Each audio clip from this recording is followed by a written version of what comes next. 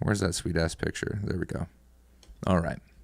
Cheers, everybody. Thank you for all of you for writing this stuff into me. The Ask Mac segment's super fun, but I'm really glad to have a couple of confessions to read because it's usually lighter. On the workload, I don't get as many, so I'm always excited to do them.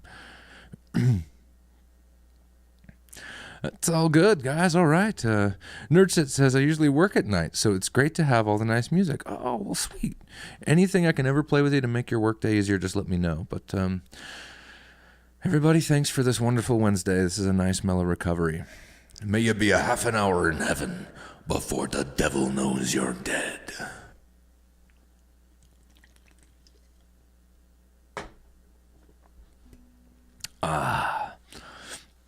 All right, guys, let's get into this. This is pretty cute. This is the first one. I missed it last stream. I didn't get a chance to read it because we ran out of time. But this one is from Anonymous. It says, bless me, Father, for I have sinned. I have a man crush on you, and I'm a married man. I'm not sure if I read that last stream. I hope I didn't, but just in case I didn't want to miss it. Well, that's all right. 3 shots of Jack Daniels and make love to your wife, and all will be well, my friend. You, sir, are absolved. 3 shots of Jack Daniels, call me in the morning. All right, next up, and this is where things get interesting. This one's from Anonymous. Let's see here. Come on, make that work. All right. Well, I just want to make sure. Yeah, okay. All right, this one says, hello, Mac. Here is my confession. When I was a kid, I grew up on a street where everybody knew everyone. In a house a bit down the road lived a deeply religious family who always hounded a neighboring kid for being gay. Whoa. They would heckle him, and when he would bike to school, screaming terrible, nasty things at him, saying he was the devil and all bad things in the world were his kind. Oh, okay. I see. I'll rephrase that. They would heckle him, and he'd bike to school, screaming terribly nasty things at him, saying he was of the devil. All bad things in the world were his kind's fault. I get it. Okay. They were such nasty people. The kid, Richard, one day could not handle the homophobia anymore and hung himself a mere 200 meters from my house.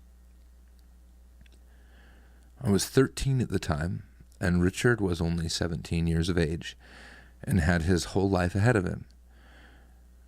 Sure, he had other problems in life. He had to deal with an alcoholic mother, and he was being bullied at school, well, for being gay, and different having a mother who was always drunk as fuck. She would show up drunk in the morning at school, for example, and he had a tough life. But the neighbors hounded him on a daily basis, destroying him bit by bit. Every single time that you sing that Satan song that you love so much, I'm reminded of Rich. You feel this need to sing that song in such a gay voice and gay Satan killing babies and all that, and that sounds like the things that my old neighbors would shout from their yard. Every time you sing that song, I cringe. I cannot hear it, and I don't understand why you even sing it that way. I'm telling you this story in the hope that you'll understand that it may be funny to you and to some of your listeners, but to a lot of people it is actually a bit offensive and in a non-funny way. It is okay to be gay. It is even okay to be religious, though that is a choice, whereas sexuality is not. If you want to sing about a gay Satan killing unborn babies, then go ahead. It is, after all, your stream and your choice. But please realize that it's a very conservative thing to do. And other than that, I hope you manage to get your stream to grow. Maybe ditching songs like this would help. You do have talent. You got a good voice, and you're more than a decent with the guitar. I genuinely think you deserve a much, much larger audience. But quality control is possibly something you should look at. I realize that this is a very salty confession, and I don't think you will appreciate it. But every time I think about Richard, I realize what a bunch of assholes we all are whenever we give voice to the folk that stand in their yards telling horrible shit at kids. You do not need to read this on stream, but I just wanted to tell you this story because I think about Richard a lot lately. He would have been 44 or 45 by now. Best of luck.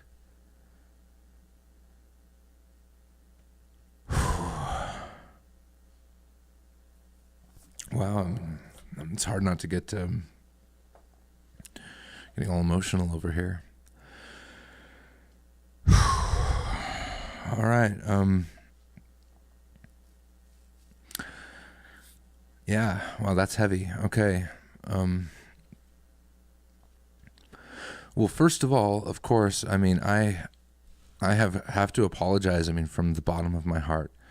It is the last thing I would ever want to do to cause anyone pain like that, and that is quite a story. And I'm not excusing myself. I'm sorry I didn't realize, and I'm sure you're right about all of that. And it's something that I'm definitely going to look at in the course of my personal growth.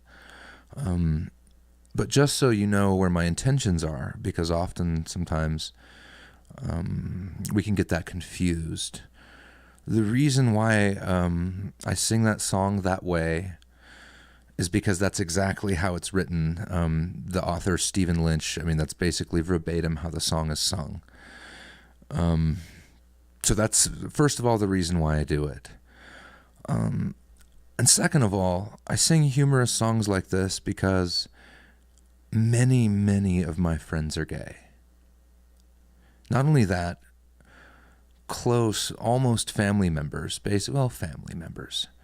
My Uncle Terry Lewis was gay and died of AIDS about a decade or two ago, I guess 15 years ago now. So I want you to know that I'm not disconnected from this problem, nor am I even remotely conservative. What I've realized after a life of difficulty like we all have, and a life of pain, is that, and in fact, Terry Lewis was instrumental in teaching me this. If you take anything seriously enough to get offended by it, it's almost like you're giving those people power. It's like to not laugh at something and to not have a joyous heart and make fun of ourselves and the world and not take life seriously. If we don't do that, then those people that live down the street and shouted those horrible things at your friend, then they win. They've already won.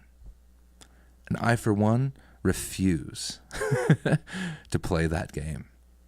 I think all of us here watching this are big enough to know that the people that we've lost, like your friend and my Uncle Terry, would never want us to cave like that. They would want us to keep smiling and laughing and making fun of ourselves, because taking life too seriously eventually will kill mankind.